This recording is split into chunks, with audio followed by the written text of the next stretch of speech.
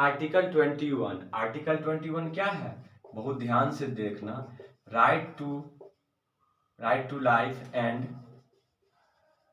Personal liberty, जीवन जीने की स्वतंत्रता है। किसी भी आदमी को क्या है, जीवन जीने से बाध्य नहीं किया जाएगा। ये बहुत बड़ा है आर्टिकल 21। इसी के अंतर्गत क्या आ जाता है, राइट टू प्राइवेसी भी आ जाता है। इसके सब टाइटल के अंतर्गत राइट टू प्राइवेसी आ जाता है। और जीवन जीने के लिए क्या है, राइट टू फूड है, राइट टू क्लीन वाटर है, ठीक है ना। उसी तरीके से क्या है, राइट टू प्यूरिफाइड एयर है, ठीक है ना। विदेश जाने का राइट टू गो एब्रोड, ये भी आ जाता है, ठीक है ना। ये भी क्या होता है, ये सब भी आता है किसमें, आर्टिकल 21 में। पहले विदेश जाने का अधिकार नहीं था, क्योंकि जब मेनका गांधी जाने लगी तो उन्हें बोला गया आप किस कारण विदेश जा रहे हो, तो उन्होंने क्या बोला कि मैं इंडियन गवर्नमेंट को टैक्स देती हूँ, तो मुझे राइट है कि मैं अपने मेहनत के पैसे से विदेश जा सकूं, ठीक है। उसी तरीके से आर्टिकल 21A में क्या है, 21 में जो है राइट टू फ्री एजुकेशन है। क्या है, राइट टू फ्री एजुकेशन, किसके लिए, 6 से 14 वर्ष तक के बच्चों के लिए। ये किसमें है, आर्टिकल 21A में। फिर उसी तरीके से आर्टिकल 22 है। आर्टिकल 22 में क्या बात की गई है, किसी भी पर्सन को डिटेन जो किया जाता है, डिटेंशन की बात की गई। डिटेंशन दो तरीके से होता है, एक होता है प्यूनिटिव डिटेंशन, ठीक है, दूसरा होता है प्रिवेंटिव डिटेंशन, ठीक है ना। प्यूनिटिव डिटेंशन में क्या होता है, किसी व्यक्ति को पहले ही अरेस्ट कर लिया जाता है, ठीक है ना। नहीं, किसी व्यक्ति को क्राइम करने के बाद अरेस्ट करते हैं, उसको क्या बोलते हैं, उसको बोलते हैं प्यूनिटिव डिटेंशन। प्रिवेंटिव डिटेंशन क्या होता है, क्राइम करने से पहले ही अरेस्ट करते हैं। क्राइम करने से पहले ही क्या किया जाता है, अरेस्ट किया जाता है, उसको क्या बोलते हैं, उसको बोलते हैं प्रिवेंटिव डिटेंशन, ठीक है ना। और इसी में हमने बताया था कि क्या, इसी में हम बता सकते हैं, इसी के अंतर्गत प्रिवेंटिव में क्या आता है, टाडा लॉ आता था, ठीक है ना। और क्या होता है, उसी तरीके से प्रिवेंटिव डिटेंशन के अंतर्गत ही जो है नारकोटिक्स का लॉ आता है, जिसमें किसको अरेस्ट किया गया था, अभी में शाहरुख खान जी के बेटे को किया गया था। टाटा केस में कौन जेल गए थे, संजय दत्त गए थे, क्योंकि इसमें क्या होता है, इसमें जो है सख्त प्रावधान है, किसी व्यक्ति को क्या किया जाता है, 3 महीने तक जो है सो डिटेन किया जा सकता है और बताया नहीं जाएगा। प्यूनिटिव में क्या होता है, अगर किसी व्यक्ति को अरेस्ट किया जाता है तो 24 आवर्स के विद इन कहाँ ले जाना होगा, मजिस्ट्रेट के पास ले जाना होगा। लेकिन प्रिवेंटिव में क्या होता है, 3 महीने के लिए अरेस्ट किया जा सकता है। उससे ज्यादा अगर करना है डिटेन तो क्या होगा, एक कमिटी बनेगी, इसमें हाई कोर्ट के जो है सो रिटायर्ड जज रहते हैं, ठीक है ना। यहां तक है हमारा। इसमें एक और चीज ध्यान देना कि प्यूनिटिव डिटेंशन है और प्रिवेंटिव डिटेंशन है, ठीक है ना। तो क्या है ना कि अगर किसी आदमी को डिटेन किया जा रहा है, ठीक है ना, तो एक होता है बेलेबल ऑफेंस, एक होता है नॉन बेलेबल ऑफेंस। कुछ ऑफेंस ऐसे हैं जिसमें आपको बेल नहीं मिलेगा। तो प्रिवेंटिव में क्या है, इसमें बहुत संगीन जुर्म होता है, जैसे टेररिज्म एक्ट से जुड़ा हुआ हो, आप पर क्या है, देशद्रोह का मुकदमा हो, सेडिशन चार्जेज हो, या आप आतंकवादी गतिविधियों में संलिप्त हो, तब कौन सा लगेगा, तब प्रिवेंटिव डिटेंशन लगता है। ये किस में आता है, आर्टिकल 22 में आता है। बाकी हम लोग क्वेश्चन से करते हैं। जैसे क्वेश्चन एक है CHSL के लिए, which article of constitution has the provision to control exploitation of human, ठीक है ना। किसमें जो है शोषण से बचाव की बात की गई है, तो उसमें क्या होता है, आर्टिकल 23 में है। आंसर क्या होगा, आर्टिकल 23। मतलब आर्टिकल 23 में यह बताया गया है कि किसी भी व्यक्ति को क्या होगा, जैसे कि ह्यूमन ट्रैफिकिंग होती है ना, होता है ना, किसी को क्या किया जाता है, किसी को जो है सो व्यक्ति को किडनैप कर लिया गया और उसको जबरदस्ती जो है ना स्लेव की तरह रखा जाएगा। हो सकता है कि छोटे बच्चों को जो है ना विदेशों में बेच भी दिया जाए, वहां उनसे क्या होगा, हो सकता है कि उनसे क्या होगा, प्रोस्टिट्यूशन रैकेट चलाया जा रहा है, या फिर क्या हो सकता है, या फिर उनके ऑर्गन्स का जो है ना सो मार्केट में बेचा जा रहा है। तो ये क्या है, ह्यूमन ट्रैफिकिंग है। दूसरा क्या होता है, चाइल्ड ट्रैफिकिंग आता है। ये सब किसमें है, आर्टिकल 23 में ये सब बताया गया है कि ये सब इलीगल है। उसी तरीके से आर्टिकल 23 में है किसी से भी क्या किया जाएगा, बेगारी नहीं कराया जाएगा, मतलब बिना पैसे दिए काम नहीं करवाया जाएगा। उसको हम लोग बोलते हैं फोर्स्ड लेबर, उसको हम क्या बोलते हैं, फोर्स्ड लेबर। किसमें है ये सब आर्टिकल 23 में। आगे देखिए, हम लोग बात करते हैं नेक्स्ट क्वेश्चंस की अब, जो एग्जाम के लिए जरूरी है। जैसे अगर बोला जाएगा कि हिजाब बैन जो है वो किस आर्टिकल के तहत जो है कॉन्स्टिट्यूशन में हम रख सकते हैं, तो उसका आंसर होगा आर्टिकल 25।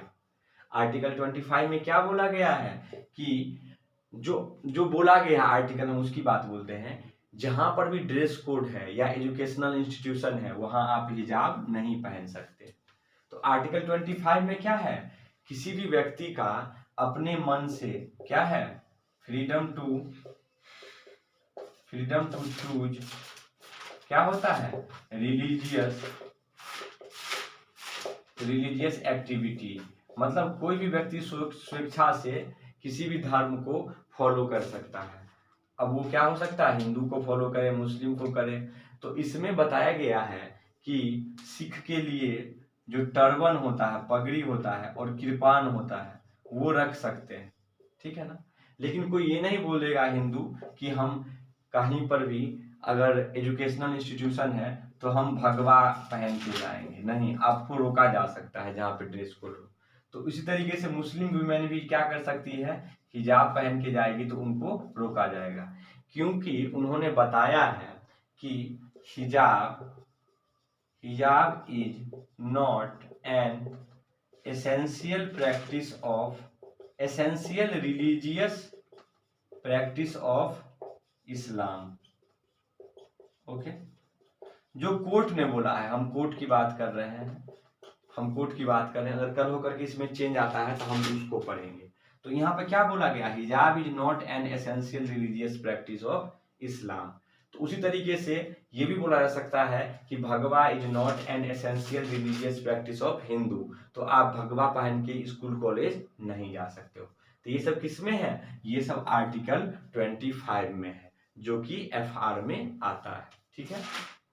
आगे देखना, एग्जाम में अगर क्वेश्चन आता है कि कॉन्स्टिट्यूशन में, संविधान में जो है, हिंदी इंग्लिश दोनों में बोल रहा हूं, कॉन्स्टिट्यूशन में माइनॉरिटी मतलब अल्पसंख्यक, माइनॉरिटी का, अल्पसंख्यक का जो है कहां पर मेंशन किया गया है, कहां पर मेंशन है, कहां पर इसका उल्लेख है, बताइए। इसका आंसर होगा आर्टिकल 29 एंड आर्टिकल 30। अनुच्छेद 29-30 में ही केवल किसका वर्णन किया गया है, केवल जो है सो वर्णन किया गया है माइनॉरिटी का, अल्पसंख्यक का, और कहीं पर भी कॉन्स्टिट्यूशन में जो है सो माइनॉरिटी के बारे में नहीं बताया गया, ठीक है। अब आते हैं आर्टिकल 32 है, इसमें क्या बात की गई है, आर्टिकल 22 को बोला जाता है संवैधानिक उपचार, कॉन्स्टिट्यूशनल रेमेडीज। ओके, इसमें क्या बोला गया है, 5 तरह के रीट होते हैं, हेबियस कॉर्पस, दूसरा क्या होता है मैंडेमस, तीसरा होता है सर्सियोररी, चौथा होता है कोवॉरंटो, और एक क्या होता है प्रोहिबिशन। इसके बारे में हम डिटेल में पढ़ेंगे। लेकिन एग्जाम में क्या है, ये 5 तरह के रीट्स हैं। इस रीट्स के द्वारा, रीट्स क्या होता है, सिंपल वर्ड्स में अगर आप लॉ के स्टूडेंट नहीं हैं तो रीट्स मतलब होता है ऑर्डर या फरमान। इस रीट्स के द्वारा, इस ऑर्डर के द्वारा आप सुप्रीम कोर्ट डायरेक्ट जा सकते हैं कि हमारे फंडामेंटल राइट्स का वायलेशन हुआ है, तो हम सुप्रीम कोर्ट डायरेक्ट जा रहे हैं। तो कैसे जाएंगे, सिंपल सी बात समझिए, किसी शादी में आपको जाना है तो आपको इनविटेशन कार्ड चाहिए ना, जिसके थ्रू आप जाइएगा। तो आपको सुप्रीम कोर्ट जाना है। क्यों जाना है, क्योंकि एफआर का वायलेशन हुआ। तो कैसे जाएंगे, रिट्स के थ्रू जाएंगे, बिना रिट्स के आप नहीं जा सकते। ये किसमें है, आर्टिकल 32 में। ठीक है, देखो आर्टिकल 226 ये क्या है, ये हाई कोर्ट का रिट्स है, ध्यान देना। आर्टिकल 226 हाई कोर्ट का रिट है, जहां पे 32 किसका रिट्स था, सुप्रीम कोर्ट का रिट्स था। लेकिन हाई कोर्ट क्या है, इसमें लीगल राइट है, इसमें लीगल राइट्स के लिए जा सकते हैं, कॉन्स्टिट्यूशनल राइट्स के लिए जा सकते हैं। और हमारे जो है सो क्या होता है, फंडामेंटल राइट्स के लिए जा सकते हैं, लेकिन हाई कोर्ट मना भी कर सकता है। ठीक है ना, लेकिन सुप्रीम कोर्ट जो है सो फंडामेंटल राइट्स के लिए मना नहीं कर सकता है। ये बिल्कुल इसी तरीके से है कि आपके जो है सो दादाजी आपको पैसे देने से मना कर सकते हैं, बोलेंगे हम आपको पैसे नहीं देंगे। तो उसी तरीके से हाई कोर्ट जो है सो अगर आपके एफआर का उल्लंघन होता है, वायलेशन होता है, तो वो मना भी कर सकता है। लेकिन सुप्रीम कोर्ट क्या है, आपके फादर हैं, आपका अगर कहीं पे शोषण हो रहा है तो वो आपको प्रोटेक्ट करेंगे, वो मना नहीं करेंगे। ये किसमें है, आर्टिकल 226 में है। इसी तरीके से ध्यान देना,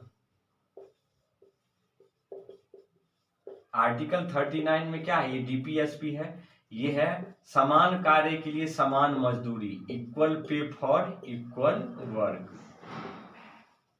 ठीक है, एग्जाम में आ सकता है। आर्टिकल 40 ये बहुत वीवीआई है, इसमें क्या है, ग्राम पंचायत का गठन। क्या है, ग्राम पंचायत का गठन, ग्राम पंचायत का गठन, एस्टेब्लिशमेंट ऑफ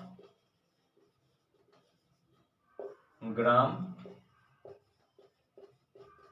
पंचायत, ये किसमें है, आर्टिकल 40 में। उसी तरीके से आर्टिकल 44 है।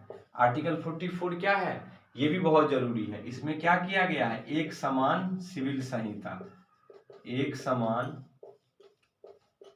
सिविल संहिता, यूनिफॉर्म सिविल कोड यूसीसी, ये किसमें है, आर्टिकल 44 में। उसी तरीके से आर्टिकल 47 में क्या है, ये भी बहुत जरूरी है। आर्टिकल 47 में जो है उसमें ये कहा गया है कि हेल्थ के लिए और नॉरिशमेंट के लिए जो है अल्कोहल को या ड्रग्स को बैन किया जा सकता है। ये किसमें है, ये आर्टिकल 48 में है। आर्टिकल 50 भी बहुत महत्वपूर्ण है। इसमें क्या है, इसमें है एग्जीक्यूटिव, कार्यपालिका, और ये देखो इसको हम कर देते हैं एग्जीक्यूटिव और इसको हम कर देते हैं जुडिशियरी, मतलब दोनों को सेपरेट किया गया है। कार्यपालिका और न्यायपालिका को क्या किया गया, अलग किया गया है। ये हमारा है एग्जीक्यूटिव, एग्जीक्यूटिव में सारे आ जाते हैं, प्राइम मिनिस्टर एग्जीक्यूटिव में है, ठीक है ना, क्योंकि सारा एक्शन प्राइम मिनिस्टर लेता है प्रेसिडेंट के बदले। और ये हमारा जुडिशियरी है, मतलब ये बोला गया है कि जुडिशियरी के काम में एग्जीक्यूटिव हस्तक्षेप नहीं करेगी, न्यायपालिका के कार्य में कार्यपालिका हस्तक्षेप नहीं करेगी। ये किसमें बताया गया है, आर्टिकल 50 में बताया गया है, ठीक है ना। और 51 में क्या है, इंटरनेशनल पीस की बात की गई है। तो ये हमारा सारा आर्टिकल्स था जो कि एग्जाम के लिए बहुत ही ज्यादा महत्वपूर्ण है, ठीक है ना। हेलो एवरीवन, हम है क्वेश्चन आंसर सेशन में, ठीक है ना। तो क्वेश्चन आंसर सेशन में ही हम बात करेंगे अभी जो हमारा क्वेश्चन आ सकता है, ठीक है ना। उसमें हमारा ये क्वेश्चन आ जाएगा, मनी बिल। मनी बिल जो है वो किस आर्टिकल में है, तो आपको एकदम याद रखना है आर्टिकल 110 में है। किसमें है? आर्टिकल 110 में है। और कौन डिसाइड करेगा कि कोई बिल मनी बिल है या नहीं? बताइए आप इसका आंसर।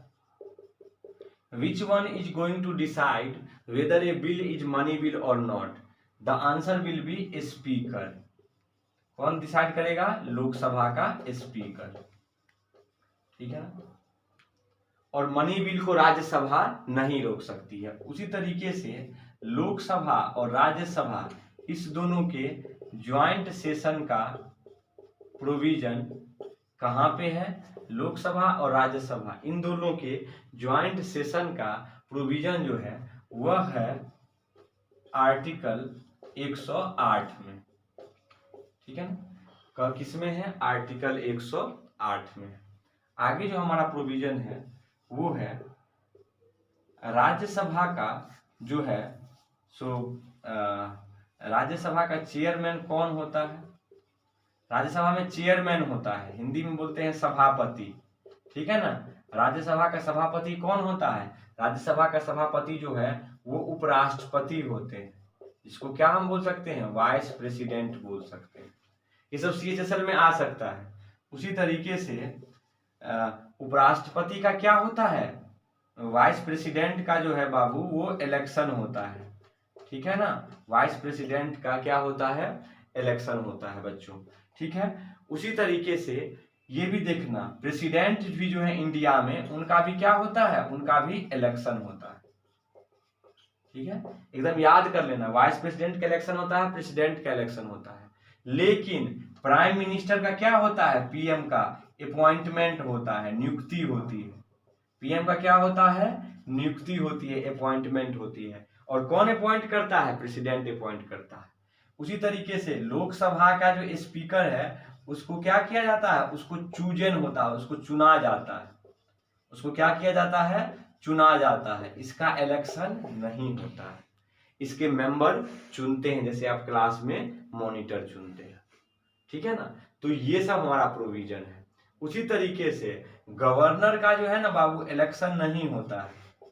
गवर्नर का क्या होता है? गवर्नर का अपॉइंटमेंट होता है, नियुक्ति होती है। और कौन करता है? प्रेसिडेंट करता है, गवर्नर, ठीक है। और गवर्नर का कोई इम्पीचमेंट नहीं होता है, महाभियोग नहीं होता है। महाभियोग किसका होता है? इम्पीचमेंट। इम्पीचमेंट होता है प्रेसिडेंट का। इम्पीचमेंट किसका होता है? प्रेसिडेंट का होता है, ठीक है ना। गवर्नर का इम्पीचमेंट नहीं होता है, इसको प्रेसिडेंट हटा सकता है, ठीक है ना। तो ये सब हमारे जो है सो क्वेश्चन है।